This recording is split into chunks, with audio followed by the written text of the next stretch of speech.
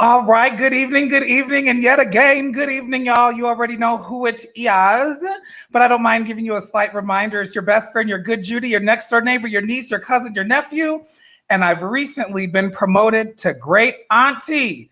It is me, Norman J. Liverpool IV, and I just want to thank you for tuning in to another edition of What's the LGBT? And baby, when I tell you, I hope you've got your teacups and kettles ready tonight because the tea is piping hot. So before we always got to take care of a couple of housekeeping items. So first, I want to go ahead and thank my sponsor for this evening. This evening's sponsor is Rosie's Cleaning Services. Rosie's Cleaning Services is your premier cleaning and janitorial service company here in Las Vegas. They are currently accepting new clients. If you want to learn more, you can visit them on the web at www.rosiescleaninglv.com, or you can call 702-767-1116 to schedule your free, no obligation consultation. Now, y'all already know, honey, that we done started my 5-week mentorship program. We started on Monday, so you missed out on this one. However, I'm going to put it up here because there's going to be time for you to join us again. So part of our 5-week program, I have 4 promises for you. The first promise is that you're going to unleash your unicorn power. You're also going to stand out and shine. You're going to own your story, and you're going to walk in next level confidence. If you want more information on the next cohort, you can visit us online at www.overthetopliving.com, or you can go to bit.ly/ready to evolve now to get more information. I'm going to let you know, guys, we're going to be zooming through these first couple segments because I am so excited to bring my special guest on. So, we always start the show with my favorite segment called The Gag, honey. So this week, the news story is actually quite interesting. So India Moore and Angelica Ross, who are 2 of the stars of Pose, which is FX's groundbreaking show about New York City's Black and Latin LGBTQ ballroom scene in the 1980s, are speaking out against the Emmys for overlooking the show's Black transgender cast in its list of 2020 nominees. India Moore says something about trans people not being honored on a show about trans people who created a culture to honor ourselves because the world doesn't. She basically says that it's cognitive citizens. And so basically they're calling out the Emmys for not one of the trans people got a nomination. However, Billy Porter did get a nomination. And he said that that was just a step in the right direction just to be in the building. Now, this week, I'm really excited about our LGBTQ artist spotlight. This week, our spotlight is Ellie Dote. She's the founder and owner of Ellie Girl, a boutique creative agency that specializes in telling stories through graphic and website design.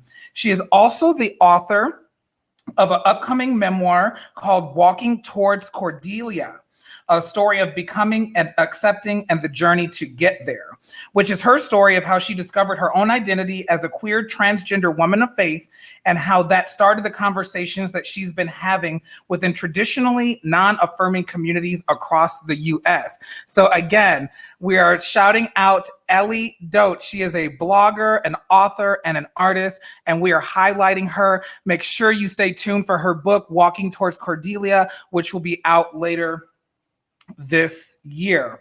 She currently blogs at elliedote.com, and her business website can be found at elliegirlcreations.com. The link will be put in the comments following the live broadcast. So really quick, if you're in the room, make sure you drop some love, some hearts. Make sure you share this. I see Dominique. Welcome, Dominique. Thank you for tuning in. I see Yanira is in the room. Yanira, thank you so much for joining. I see Asia Jamal, the host of Pure out of Indiana, is in the building. We got everyone is in here. I appreciate it. Remember, I shared with you guys this morning that you never know who needs to hear your story. And so I appreciate you guys taking time to share this and get it out there. Also, if you have any questions for any of our panelists and our guests, you can definitely put those in the comments. You could also email them to me if you want to be anonymous at norman@overthetopliving.com. Whew, I'm going to take my breath. I just am so excited about this. So we're going to skip over the next part because I'm excited to go into this. We are going to introduce my special guest, and I'm so excited. You have no idea. So first up, we have Chandra Brooks. Chandra Brooks is the best-selling author, TEDx speaker, and entrepreneur, and founder of the Powerhouse Academy and the Powerhouse Women. It is a program and movement that turns women leaders with a message, movement, and business idea into influential women and full-time entrepreneurs. She's been named one of the most influential women in Silicon Valley from Silicon Valley Business Journal and Latina with Vision Award from New York Life. Next, we have Dr. Timone Davis.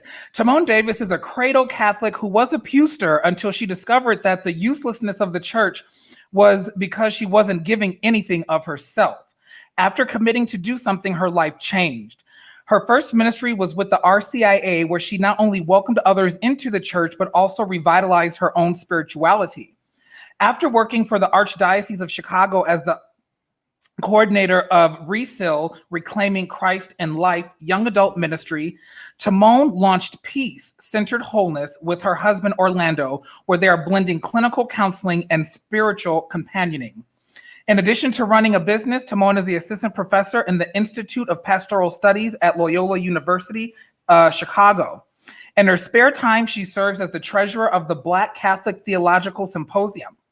Timone's dynamic energy and deep spirituality enhance her brand of teaching that engages one spirit through the use of storytelling. No matter the occasion, Timone's mission is to help others open their hearts and minds to the soul-saving power of God's grace, love, and mercy. Next up, we have Todd Kane. Todd has spent 30 years developing the gifts and talents of creative people around the world. A proven leader of individuals and teams in both the military and private sector, Todd has mastered the transformative power of truth. As a leader, educator, and artist in the highest level of industry, Todd has served as the Captain of the United States Army deployed in theaters of operation around the world. He was the director of global operations for an international manufacturing company and trained national teams of over 300 agents for an insurance powerhouse. As an educator, Todd has served as national account education specialist for global hair care and color company, teaching 6,000 professionals a year with his creativity and passion. He has also created and served as the director of international nonprofit organization To Conquer Cancer. As the father of two, Todd acknowledges the privilege and responsibility to teach others how to successfully navigate the world fooled by fear. Truth never loses its power, only its voice. Therefore, now is the time to be self-aware and full of integrity, honor and celebrate our truth. And last but certainly not least, we have Dr. Gina Franklin Liverpool Sperlin. She is a PhD. She is a wife, a mother of 3 adult children, and 1 grandson. She is a writer, researcher, military veteran, motivational speaker, healthcare professional, licensed insurance agent, realtor, and entrepreneur. Did you get that? She loves God and enjoys customer service, working with others in the private and public sector, nonprofits, and engaging with the community. Her previous experience include union steward, manager, sales, donor development, and a host of other various positions. She enjoys spending time with her family and friends and looks forward to learning and traveling around the US when COVID is contained. Gina holds a BS in political science, an MBA with a focus in human resource development, and a doctorate in philosophy with a leadership focus. So without further ado, we're going to bring on first, we have Chandra Brooks, we have Dr. Timon Davis, we have Todd Kane, and Dr. Gina Franklin Liverpool. Welcome, guys. Thank you. Hello. Hi. Hi. So, listen, I felt like I learned even more just reading that out loud.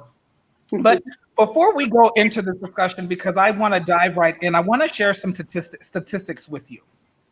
This is from the Trevor Project. They just released their 2020 study.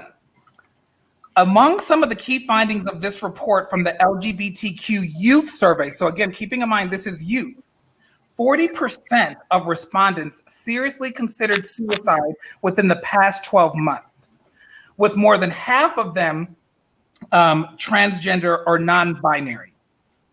68% of the LGBTQ youth reported symptoms of generalized anxiety, disorder, including more than 3 in 4 transgender and non-binary youth. 48% reported engaging in self-harm, and over 60% of that were transgender and non-binary youth. Also, they say 10% of the study reported undergoing conversion therapy, and 78% of those said it happened before the age of 18. Mm-hmm. Wow. And so the reason why I share that is tonight we're talking about Over the Rainbow. We have some parents here who are either gay parents or parents of gay children. And so I thought it was important to share those statistics. So before I turn it over to my special guest, we want to check the comment. All right, we have Reverend Dr. Margaret Jamal in the building. Hi, Liz. Thank you so much for being here. Martier. Now, Mom, you remember Martier because I stole your shoes and back when I was little and took them over to her house. Okay. We have Chi-Town of Hungry Hustle. Thank you so much for tuning in. So, Chandra, tell us a little bit about yourself. Why are you here? How we know each other? And just let the audience know a little bit about you. All right. Well, welcome, everybody. Thank you for tuning in and checking out Norman's amazing show. I just like to brag on you a little bit. I know you want to talk about me, but I just want to tell everybody about Norman and why I love working with him and helping him really define shows like this and opportunities for him to highlight the LGBTQ community and why it's important for him to stand out and share his story and be a light and be a guide and be a mentor for other LGBTQ millennials. And I'm so honored that he allowed me to help guide him to that direction, right? Because it's so important. And so I'm honored to be here. When you asked me to come on here, you know, I was like, I've never talked about this, Norman, like never really outside. I'm hearing could you hear something? Yeah, I fixed it. Oh, okay. All right. I wasn't sure if it was on my side, but I've never talked about this live. I've never talked about it live. I've never really talked about it in general, like on a panel or anything. My daughter well, do you want me to go into the story, or do you want me to just talk about me right now? Just about you for right now. Okay. All right. Sorry. So I'm Chandra Brooks, founder of the Powerhouse Academy and the Powerhouse Women. And it's a program that helps women with a vision. And Norman is the most diva of them all, of all the women. And he is the only male graduate of the Powerhouse Academy. But what we do is help women with an idea, a vision, and turn that idea into a full-fledged business, profitable business, so they can walk away from their 9-to-5s and be full-time entrepreneurs. So that is the Powerhouse Academy, and that's what I run. That's one of my main flagship program. I do coaching and consulting for organizations and different businesses. So I do that as part of the services for my business. But I've been in business for almost 4 years now, and I've graduated about 40 plus women from the Powerhouse Academy, and women with amazing stories that are changing lives. And so I'm so excited to be here. And, I have a daughter who is 24 years old, who is lesbian, and she actually proposed to her girlfriend the other day. Didn't tell me, so she's in trouble because she didn't tell me. But I'm just honored to support her and stand behind her and whatever she's trying to accomplish and whatever she's trying to do. I love that. Thank you. Yeah. All right, Mr. Todd Kane, you are up. Introduce yourself. Let us into your teapot. All right. Well, I'm Todd Kane. I'm the author of the book Hide and Seek, There's No Truth in Fear. I published it this year in January, and basically it's a memoir of the life of a man who hid for the most of his life. Words matter. And when we hear things that make us feel shameful or afraid or different or just less than, we tend to hide those characteristics, whether they're a part of us or not. And I think we all find, you talked about some of the statistics earlier, when we hide to dark places and we find dark things there. And those choices that we make, whether they're good for us or not, affect the further choices that we make in our life, and those that we love and share our life with. So I wrote this book as a way to kind of guide people through that. And there's no victim in it. It's just stories that add to the framework of my life and how I built my life and the choices I made. And in the end, I found out that there was no truth in those fears. And that's what I share on IamToddKane.com. It's about living your truth. It's a transformative life and performance strategies for the LGBTQIA community and our allies. I coach and I teach and I speak and I do a lot of things. But the idea is that I engage in my community, one that I didn't embrace because I didn't think I should or could or even ever would. And now, in knowing that I'm enough, this is where I belong. And I want to share with people so they know they're enough too. Well, Todd, thank you so much for joining us. Dr. Gita over there, what you got for us, lady? Well, definitely happy to be here to support you and the community. My children, 100% are gay. And of course, you being my son, I love you. I'm a 1960s baby. So growing up at a time where homosexuality, etc., LGBTQ, did I get it right this time? Is not, something that is accepted or has been accepted. Some people, even my own children, perhaps kept things from me. And so I support my children. I support the community. I love my children. At first, because of the way I was raised, I was taught that this was something wrong. And I didn't really embrace my children as I should have. And now every chance I get, I try to let them know that I love them, I support them, and they're part of me. I think that sometimes we put too much emphasis on sexuality and different things. And for those of us that, even get into the word a little bit, when we get there, it doesn't matter if you've been married 3 or 4 times, you're not going to be with the first, second, or third.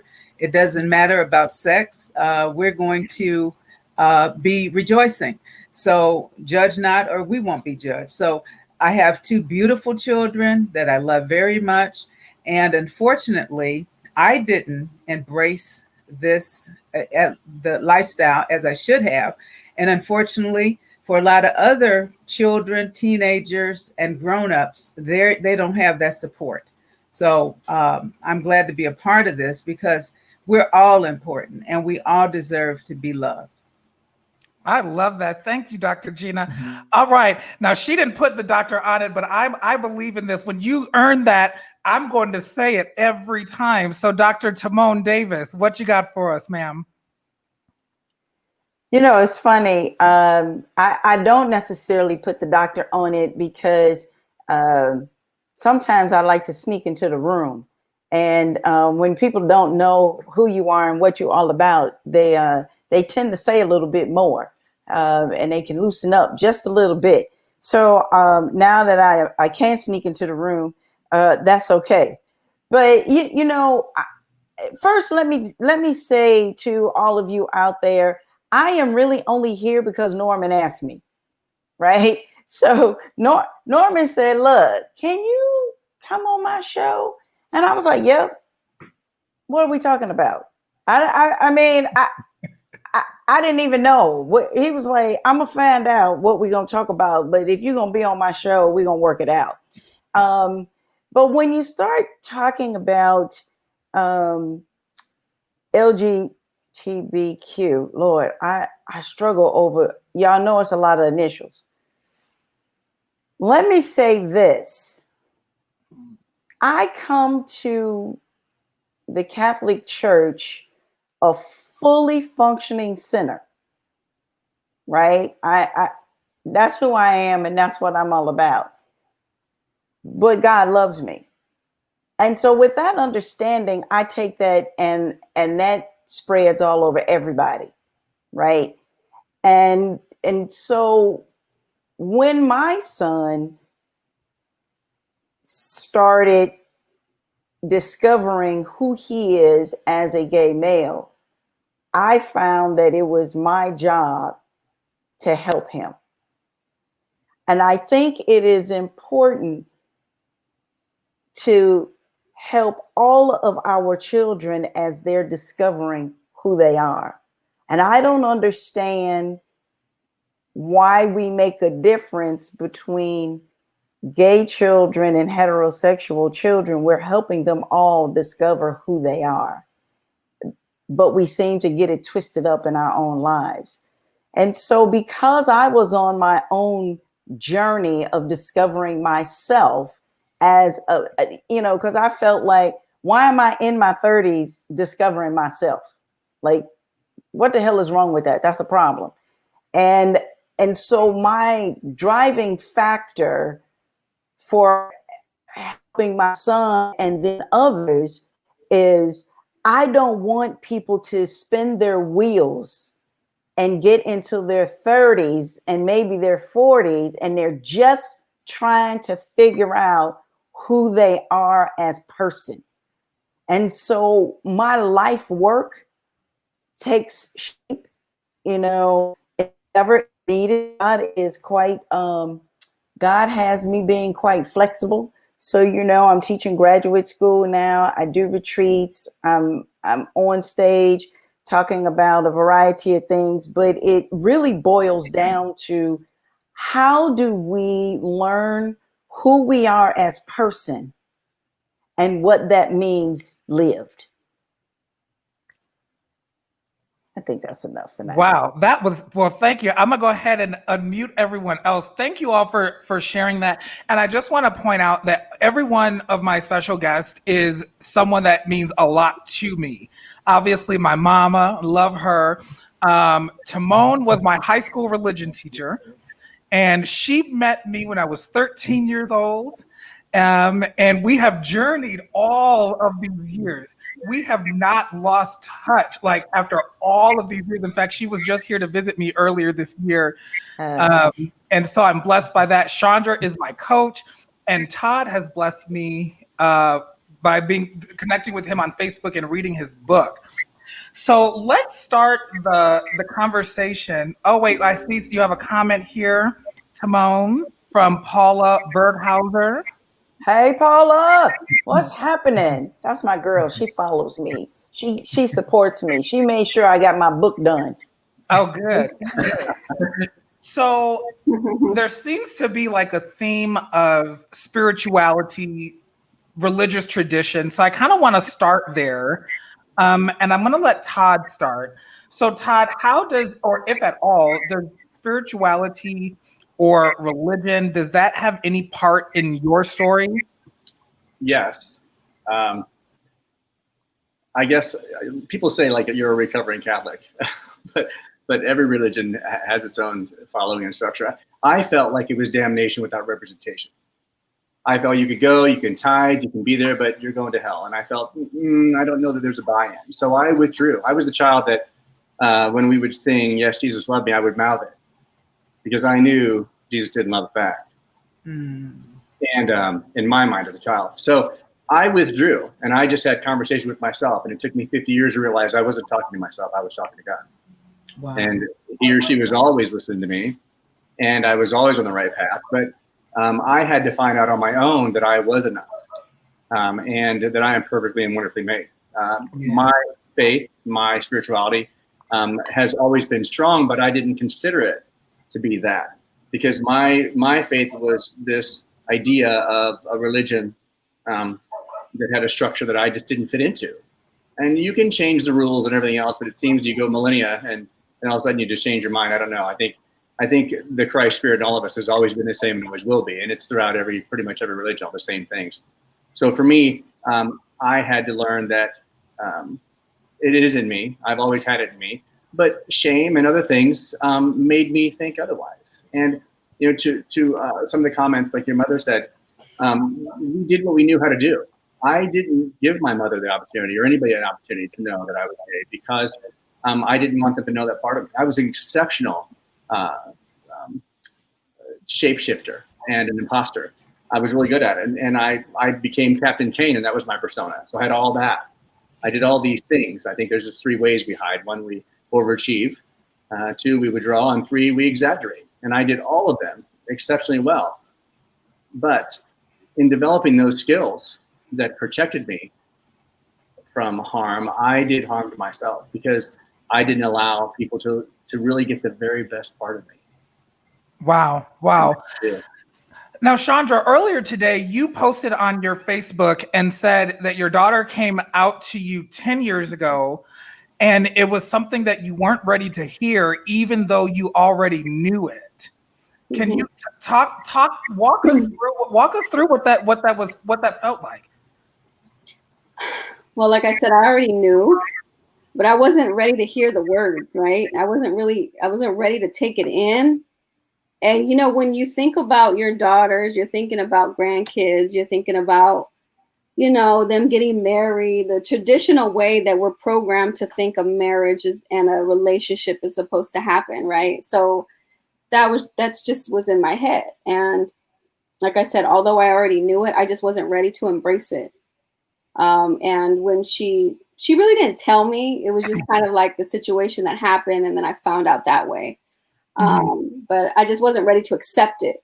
Right. And my husband actually was more open to it, or kind of like, we already knew, like, come on, Chandra, calm down. And I was kind of like freaking out, like, oh my God, what am I going to do? But in the end, it is what it is, right? I love my daughter. I've never, condemned her, kicked her out. We've never had any issues over it. It was just kind of, it happened. That's what she is. That's what we are. That's the thing. So we're moving forward. That's what it is. And we've never really had a conversation about it. Although we should now, I think, just talking about how it was for her, right? How she felt. And that's what I'm concerned about more than ever now. She's fine. Like I said, she proposed to her girlfriend the other day, and she's happy, and she's a beautiful young lady, and she's actually thinking about doing the surgery, a transition surgery. So that honestly kind of hit me. It was like the next, like, oh, okay, I got to prepare for that too now. But I'm open. Me, Norman. I'm an activist. I've been involved in my community for several years, and a community leader, and I embrace everybody. So, I'm happy to support my daughter and go on this journey with her. But also, I know that, another part of it, she was in prison. My daughter just actually got out of prison. She was in prison for 6 years. And she left my house probably about 8, 9 years ago to go live with her father in Atlanta, and then she got in some trouble and went to prison. And so we've had that situation that we had to deal with. So she's come out, she's home now. She's on a great journey to success, and I'm excited about that. But we've had several obstacles since then, but we're getting through it. Awesome. Now, we do have a comment from Reverend Dr. Aaron Jamal. We're going to come back to that because I want Dr. Davis to answer that. But before we go there, the next comment is for Dr. Gina. So what's really interesting about our story is my mom didn't know. And what was very interesting about that was after some time had passed, it was like, my grandmothers knew and things like that. So my question for you, Dr. Gina, is how was that, knowing that you had these children and there was this thing that you couldn't see, but that other people saw in your children? I don't even know how to put it into words. I felt like a failure, as a mom, because I felt that I should have seen this. I just thought, hey, you just had a different way of expressing yourself and that kind of thing. But to realize that other people saw it, I asked myself, I said, well, did I not want to see it? Was it obvious to me? And and then I could blame it on working 2 jobs and doing this, that, and the other, but, and focusing on other things. But it was somewhat shocking to realize that. And do you think that was compounded? Because we gave you a double whammy. So I came out and then my sister came out. And so I think a lot of people misunderstood your first comment, not saying that me and my sister are 100% gay, but that 100% of her children are gay. And so did that. Well, I guess it could be either or, huh? Oh, I'm sorry. Well, yeah. But do you think that me coming out first had anything to do with the way that you dealt with Sarah coming out? Yeah, for some reason, when you came out, it was easier for me to deal with. And I can't really explain why.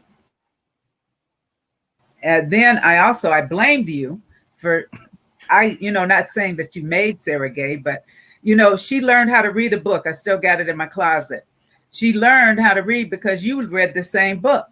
And so she would follow certain things. It's like when I would give her a cookie, she wouldn't eat her cookie unless I gave you one, So I felt some sense of responsibility on your part. And that was because I didn't fully want to embrace the lifestyle, as I shared before. I blamed you for accepting it.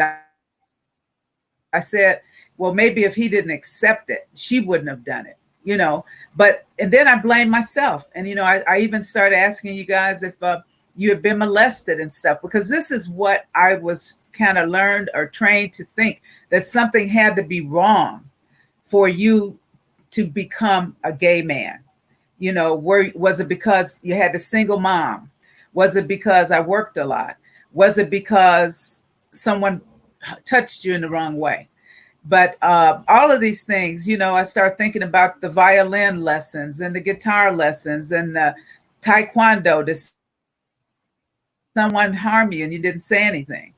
But yeah, it was tremendously harder for me to when Sarah came out, because of the thought pattern, I felt I again had failed twice.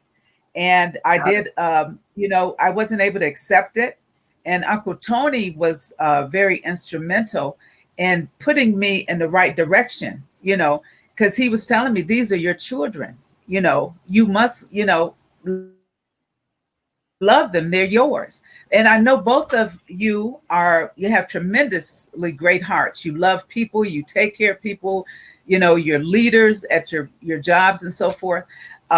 You've both been leaders and good people all your lives. So why would one very important part of you, and I'm not minimizing it, why would that change my love for you?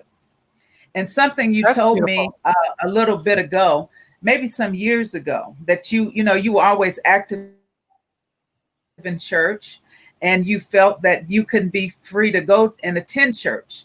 And I had to start looking at myself, you know, because I want to do what God has for me to do.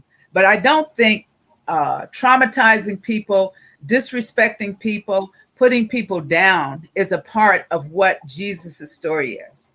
Okay. Sorry if I was too long with it, but yeah. No, I appreciate that. And I said all of that without crying. I know I was waiting for it. And so really quick, Yanira says, this is so real and vulnerable of your panelists. Now, before I have Todd kick us off on the next thing, Dr. Timon Davis, I would like you to address this. Hold on, let me unmute you. I would like you to address this question. Do you think that discovering your identity should be limited to the sexual practices we choose? Or should our journey of discovery embrace more of what we are able to do to help our brethren, as well as our journey to make new ways of connection, first of all, with God and then mankind?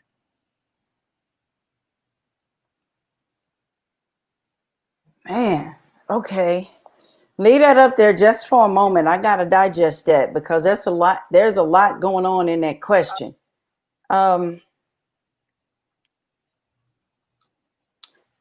First of all, I don't believe that your sexuality is the defining point of a person's identity.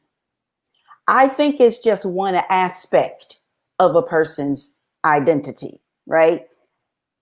In the United States, maybe all over the world now, because people follow the United States, people have made sexuality the thing that needs to be the defining moment. Like, you know, the fact that we have the terms lesbian, bisexual, gay, transgender, queer. What's the I for? Intersex. Intersex.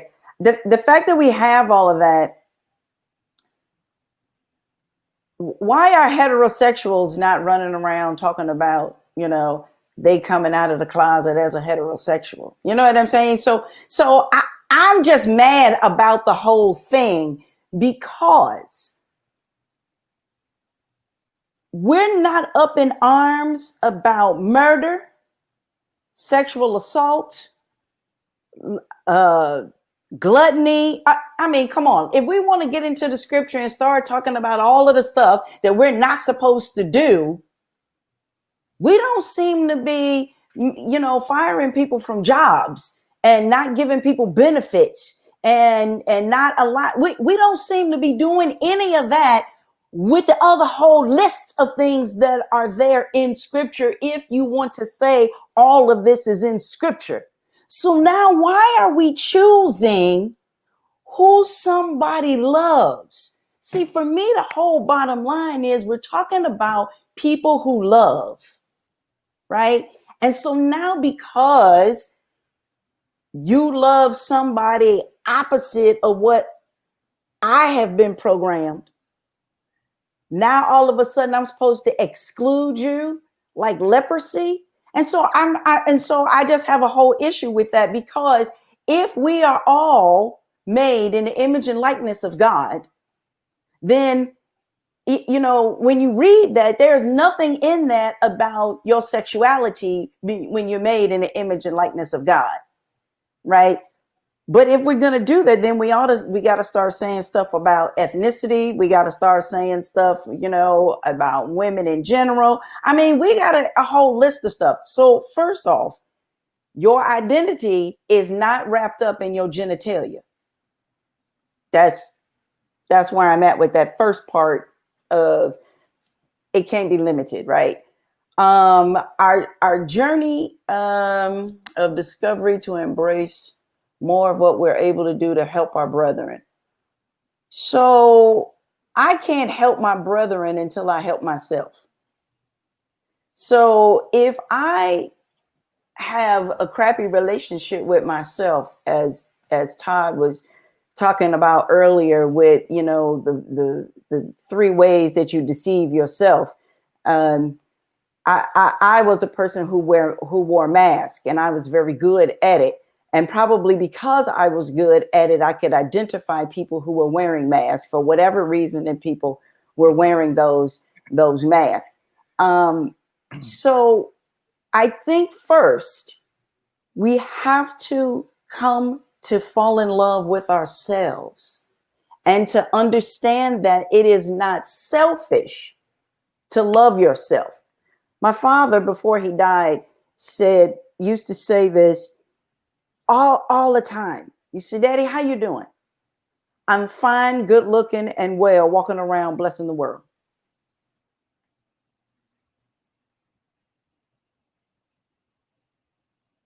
Uh-oh, did we freeze? Oh, there you go. There we Okay, go. there we go. Okay. At some point, I asked him, isn't that arrogant? And he said, let me explain it to you this way. He said, I am made in the image and likeness of God, therefore I am fine. He said, and I'm good looking because God is, right? And then he said, I am walking around blessing the world because that's what God calls me to do. And so if we can understand our connection to a divine, and that the divine asks us to be in right relationship first with ourselves, then when we're in relationship with other people, we give from that goodness, right? We give out of that space. This whole notion of love your neighbor as yourself, right? People mess that whole phrase up because people love their neighbor and they forget about themselves. But the phrasing is very clear. And then probably I pick up on it because English is one of my things. But it says, love your neighbor as you love yourself. So that means you have to be loving yourself. If you're not loving yourself, you're not loving your neighbor. What you dishing out to your neighbor is what you're doing to yourself. And so now when you complicate that in a world that, makes LGBTQI people feel other, well, now it's like, can I love myself? Is it okay to love myself when the world it doesn't?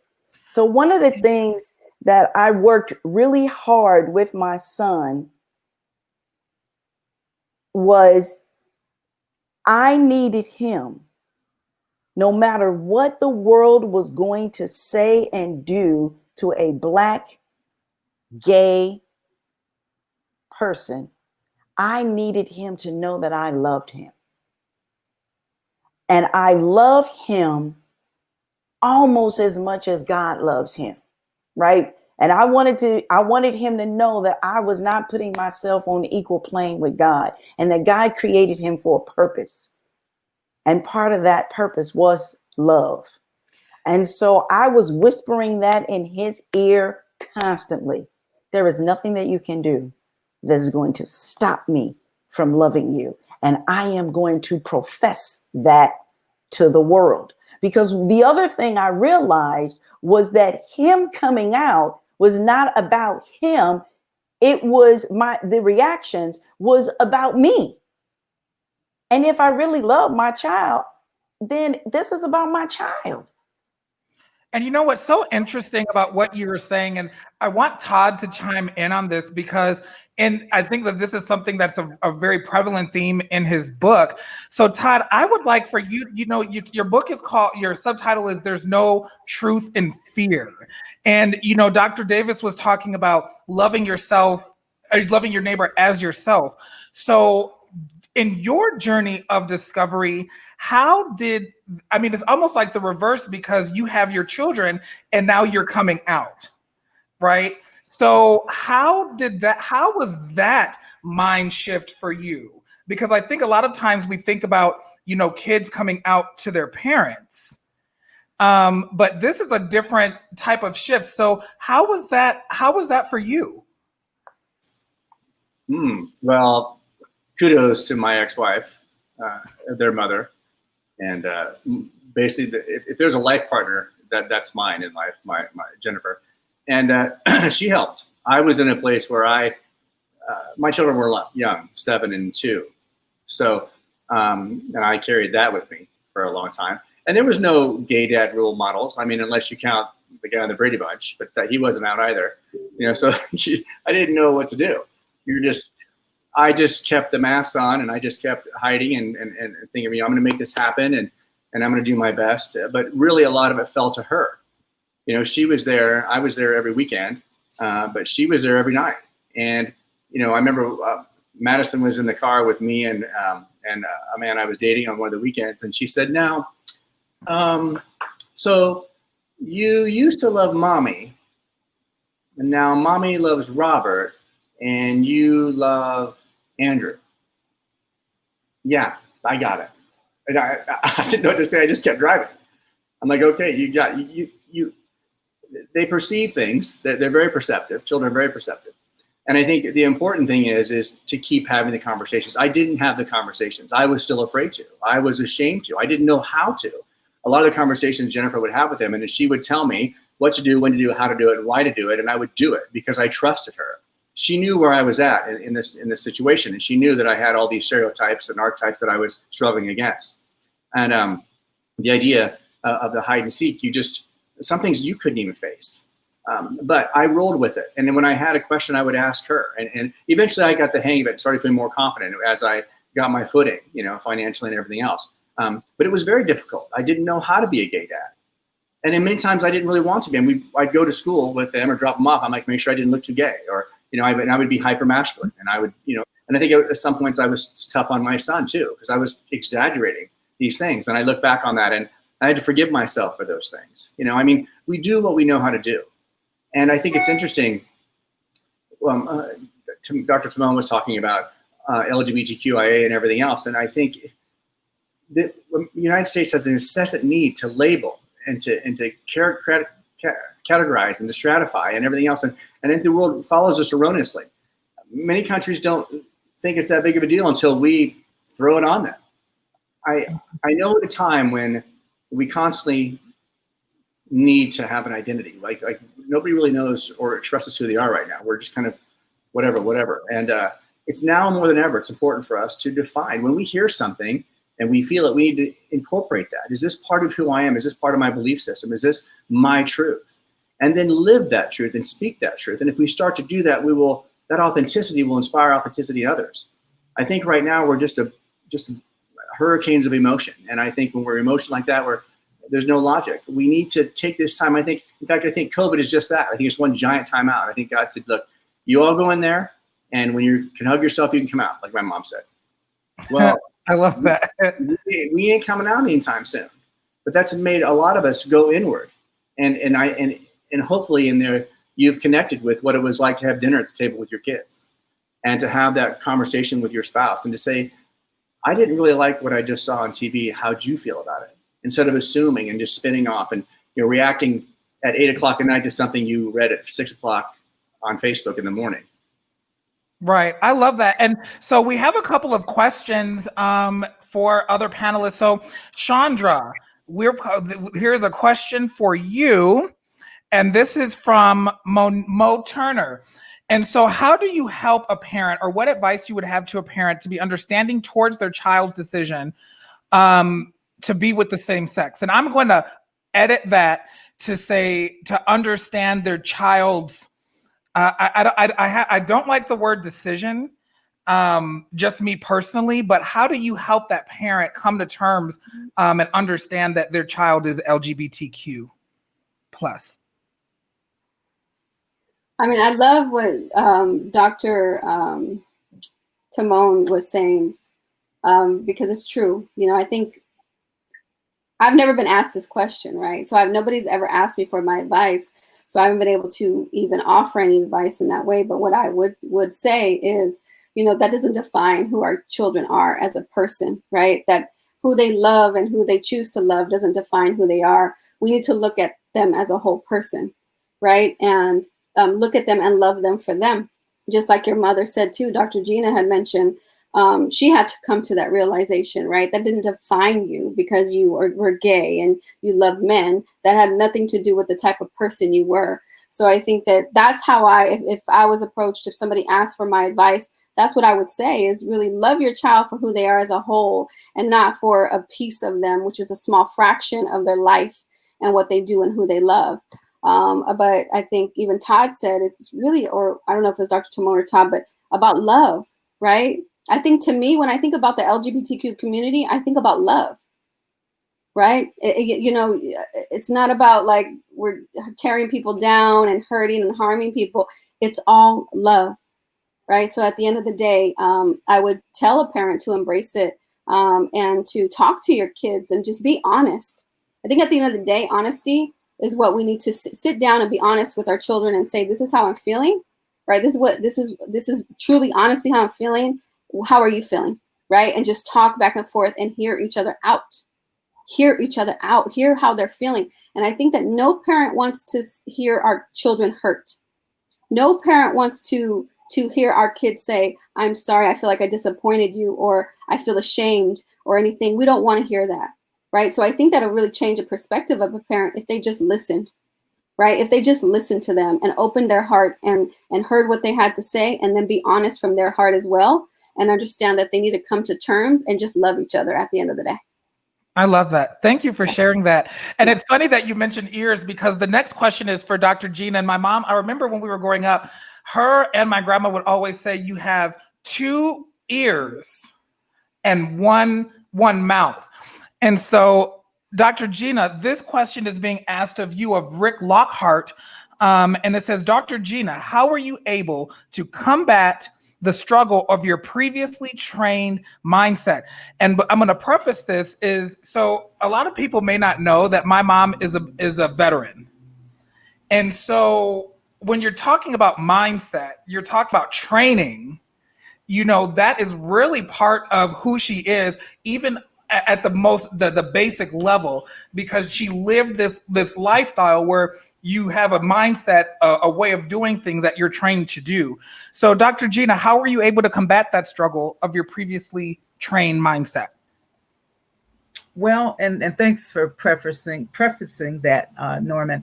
The military definitely had a great influence on my life, but my parents did too. My parents that raised me, they taught me that love was so important. They were not judgmental about people, but in other words, let me focus on what he's asking here. I felt my mother's last breath on my right cheek. I knew that one day I am going to leave this place. Okay, I want to go somewhere better. When you all were growing up, you know what I'm saying? I always would talk about life and death because to me, it's so important. If I left the world tonight, I believe that, hey, I'm not afraid of dying because I believe that I'm going to a better place. Okay, just like I was saying, when my mom passed, I realized that my mortality was evident. So how do I combat that? I realized that it's not my place to judge anyone. It's my place to love people. It's my place to take care of people. Someone asked, what about taking care of your brethren? Well, gay people are your brethren, okay? So as a Black lady, and even though I'm light, I wasn't light enough, I have experienced people putting me down and calling me names. And when I was fat in grammar school, okay? So I know how that feels. Some people are abused and abuse others. We that have seen and experienced abuse, we should want to love folks. Now, as a mother, I want to be that example to my children. I want to, and I embrace the responsibility. If what I believe that God is not going to send my children to hell for being gay. And if I were to say, okay, they're gay and I say it's okay, is he going to put me in hell for doing that? No. I can change that mindset because I know I am leaving here and I know that it's the heart that God looks at. Okay. There are some people sitting up in church, well, not so much now, you can't go to church, but people are Christians and don't even forgive people. I might have cousins that don't like me. Okay. So we have to have forgiveness in our heart and love. So the mindset is easy. Okay, I like that. So we have another question. I think we're gonna come back to that. I want to just put up some of the comments. A lot of people are commenting. Todd, this says, I appreciate Todd's story from being in a heterosexual relationship to living his truth and then having to explain to his children. This question come from Margaret Jamal. I'm going to go ahead and answer this. And it says, why do you feel that society compels you to define yourself based on your sexual preference? So first, number one, it's not a preference. We have to correct that mindset because you prefer coffee over tea. You prefer red over blue. You prefer curly hair over straight hair. It's not a preference. And I don't feel that society compels you to define it. I feel that questions like this compel you to define it. I feel like the fact that we even have to have this sort of conversation is the definition of why we're doing this. So I mean, I feel like there's a lot of different factors, but I define it because as we're talking about, it's not something that's accepted. So it has to be defined. And that's why I believe, especially within our community, is there's so many different subsects. There's so many different categories because we feel like we have to explain that because it's not accepted.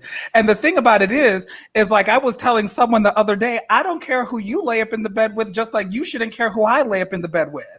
And if you're so interested in what I'm doing over here, then that's something that is internal to you. My cousin Asia says, that's right, Auntie. That's so true. Todd, I see that I saw some wheels turning in there, so I'm going to take you off so you can, I saw that you were agreeing with me there. Yeah. Well, I think I'm doing a deep dive into this identity thing, and it's not a thing, but we fight so hard not to be labeled as something, and then we fight so hard to be labeled, knowing that we are enough.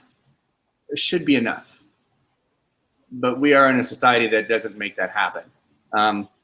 At some point, there's a lot of the words that we saw there in some of the questions. Words do matter, and I would just say this: at the end of the day, tolerating or understanding or trusting, that's a lot to ask of a lot of people. I think at a minimum, we need to acknowledge one another and then do no harm. Excellent. If we just start with that, we can build on that because there's just too many things out there to agree or disagree or to like or dislike. It just, if you want to make a difference, right, no matter what you are, it's a human being. And if we don't start treating each other and thinking of each other and thinking of ourselves as a species, none of this is going to matter anyway. So acknowledge the person and then just do no harm. I love that. So what I want to do is, part of my platform with Over the Top Living is finding your voice, choosing your impact, and sharing your story. And part of the thing is about a story is you have a beginning, you have a middle, you have an end, you have highs, you have lows, you have villains, you have all these different components to the story. And Todd, when you speak about identity, it resonates so loudly with me because I felt like, for me, I was called fag, gay, all of this stuff before I even knew what it was. And so the challenge then became, the first thing is it makes you feel inadequate, because how is it that someone else can see something about me that I don't see? That was number one. And then number two, going back to Margaret Jamal, Reverend Dr. Question about society compelling. Society compelled me to define myself that way because they told me I was gay. I was told that I was a faggot. and that I was gay and all of these things. So that's why I was told to pray the gay away. I was told, my grandmother told me that she would pop me in my mouth. You know, these are talking about the trained mind. So I think that we have to take a look at ourselves. And maybe the question, Reverend Margaret Jamal, should be, what have you done to compel people to define themselves based on what you call their sexual preference? Maybe that might be a point to ponder. So as we begin to wind this down, I want to pose a question, because the whole point of this is, I'm going to unmute everyone because I want this to be shared dialogue, is there's a process of evolution. There's a journey. You know, we're talking about journey. We're talking about storytelling, right? There's a process to this. And so the question that I want to pose to all of my special guests now is, if you could go back to when your child came out, or when you came out to your child, if you could be a little birdie on your, well, Reverend Margaret Jamal says nothing. Well, unfortunately, Auntie, I beg to differ with you. I beg to differ, but I'm really excited that you're interacting with us. I have to beg to differ with you. Just being your nephew, I have to disagree. What does that mean? Nothing. No, I asked her the question of what has she done to compel people to define yourself based on what she calls sexual preference. Oh, thank you. And she says nothing. So I have to, we're going to disagree and keep moving. So if you go back to the time when your child came out to you, or when you, I have to come back to that question. Reverend Margaret has another question, but if you were to be able to sit on your Sounds like we're going to have a part 2 and 3. We might have to. What would you tell yourself in that moment? So for Chandra, Timon, and Dr. Gina, that moment that that your child came out to you, if you were having an outer body experience, what would you, and I'll start with you, Chandra, what would you say to yourself, knowing now that you've been through it and where you are today? I would tell myself to just go to her and hug her and tell her, I love you, right? And it's okay, and I'm here. That's what I would tell myself. Because in the moment, you're judging, you're thinking of yourself, right? Don't think of yourself. Think about how she's feeling, right? About what's going on in her life right now. So just hug her and let her know it's going to be okay, and that you're there for her. That's what I would tell myself. Okay. Dr. Timon, what would you say? What would Dr. Timon say to Dr. Timon before she was Dr. Timon? That's actually a hard question, Norman, because my son didn't come out to me in that same sense, right? So then my question for you becomes, I helped him come out. See, and so that's different, right? So I recognized in him that he was gay, and we had conversations about feelings and beings, and not feeling like he was included. So I there was a nice long journey. I know somewhere he's listening, because I told him that we would be doing this, but it would be interesting to hear him answer this question, right? Because when we got to the end of the process, he cried terribly. And I was just there for him, all about love. So to go back to those moments and what am I thinking, maybe I would want to have been attentive more, so that I could have begun the process sooner that it would not have been so heartbreaking for him. Gotcha. You know? But I was holding back because, again, I was caught up in what the church people gonna say. I'm just now moving into ministry. What they gonna say, right? So I held back. So I guess then what I would say to myself is, don't hold back when you know your child's life is at stake. And that's, it's so deep because it truly is and can be and is for so many people. It has to be. That was your statistics at the beginning. You talked about suicide and self-harm and anxiety. Well, don't hold back. Your child's life is at stake. And I think that's a great parting word. And really quick before we hear from our last two guests, I just want to address something to Reverend Margaret Jamal. No, definitely not judging you. And I'm so happy that you're asking questions, because I feel that this is the way that we move forward. This is the way we learn about each other. And I give it to you straight, no chaser, right? I'm always going to speak my mind.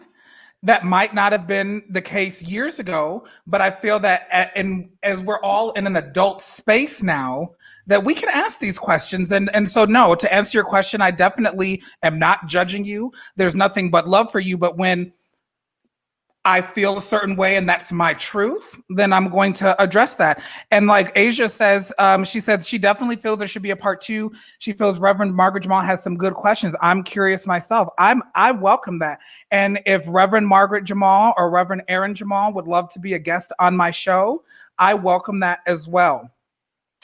So Todd, talk to us about if you had to go back to that moment when you were, I don't know what your actual coming out was, or if it was more of an understanding, but knowing what you know now, what would Todd Kane whisper to Todd Kane? Well, I know you stopped in the book, but you'll figure that out when you keep reading. But I would just say this. I would say, have faith, Todd Kane, because truth gives you peace. I love that. I knew Timon was going to love that, because that's her thing is about peace. So I love that. And so for Dr. Gina, I want to pose that question to you. Looking back and knowing where we are today, let's rewind to 2007. What does Dr. Gina say to Dr. Gina?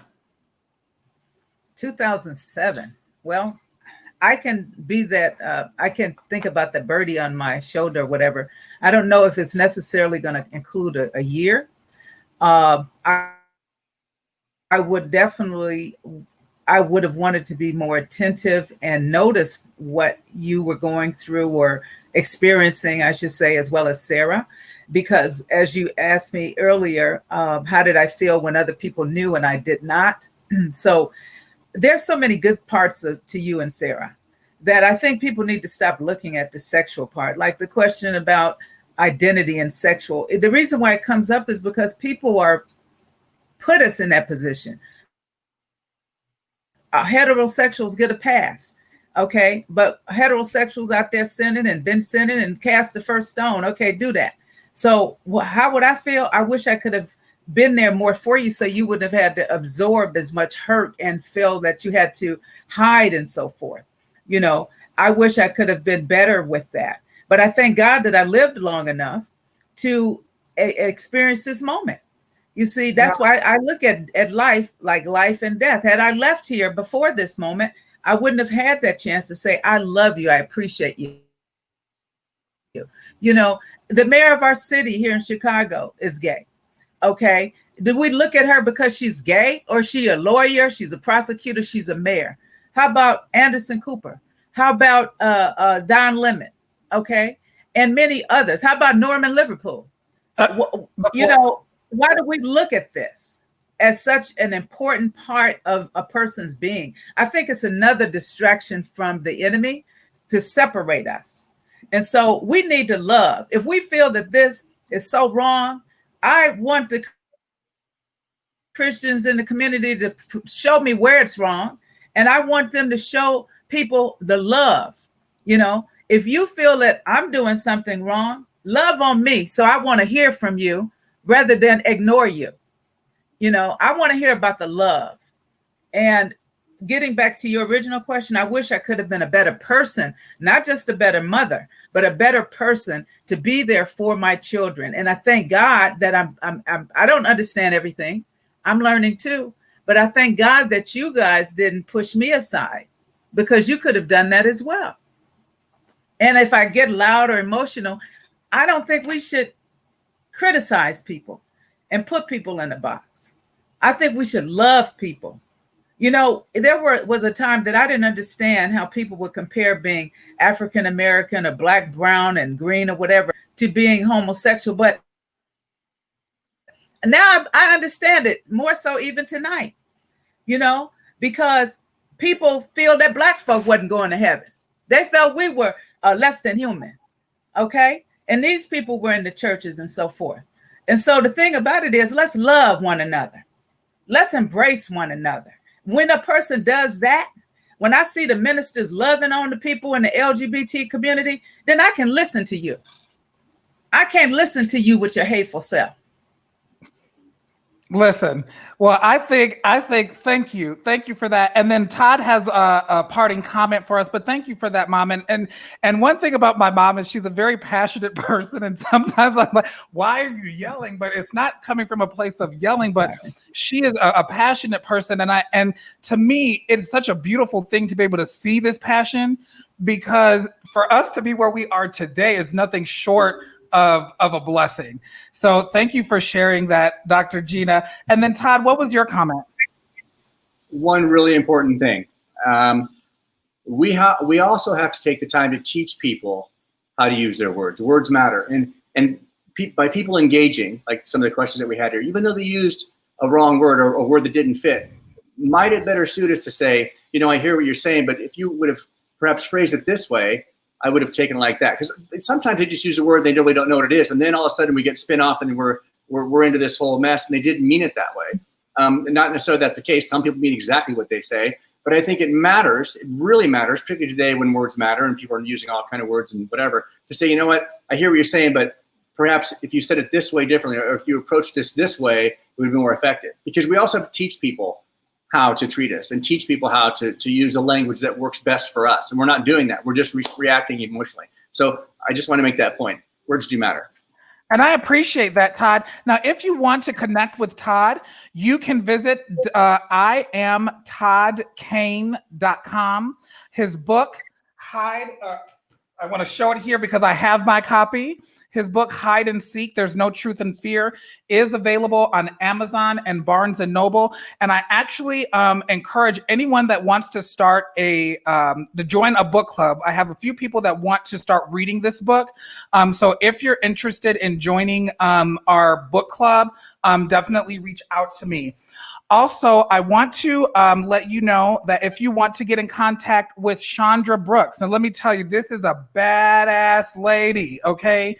She is the author of Black, Brown, and Political. She is a TEDx speaker, and she is the founder of the Powerhouse Academy. Now, for you fellas out there, I do apologize, but Chandra actually announced this morning that she is no longer accepting males into the Powerhouse Academy. So I am the first, as my grandma would say, the onlyest and the last. However, she is putting together a masterclass specifically for men. So if you're interested, you can just go to We Are Powerhouse Women, or you can connect with her on Facebook at Chandra Brooks. YouTube, the Powerhouse Academy. She's all over everywhere. If you want to connect with Dr. Timon Davis, you can go to peacecenteredwholeness.com and you can click on Timon Davis to connect with Dr. Timon Davis. Dr. Gina said we're going to keep it nice and simple. If you would like to connect with Dr. Gina Franklin Liverpool Sperlin, you can go to, you can email her at ginafranklinliverpool@gmail.com. Again, that's Gina Franklin Liverpool @gmail.com. Well, guys, I definitely believe that there is going to be a round two, a part two of this. I feel like part of my platform is to to share as many stories as possible. Thank you, Martier. I'm so happy that you were able to join in. But listen, y'all, and to my special guests, if you guys would just hang out in the back back of the studio for just a few moments, we want to thank our guest Chandra Brooks. We want to thank our guest Dr. Timon Davis.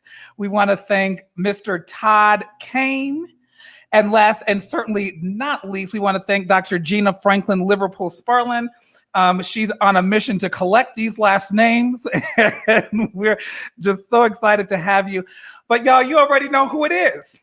But I don't mind giving you a slight reminder. I'm your best friend, your good Judy, your next door neighbor, your cousin, your niece, your nephew. And I have recently been promoted to great auntie. My name is Norman Liverpool. You can connect with me at www.overthetopliving.com, facebook.com/overthetoplivingnow, or you can email me at norman@overthetopliving.com, because everything I do is going to be over the top. And remember, friends, like I tell you all the time, you are the shit. Get up and act like it.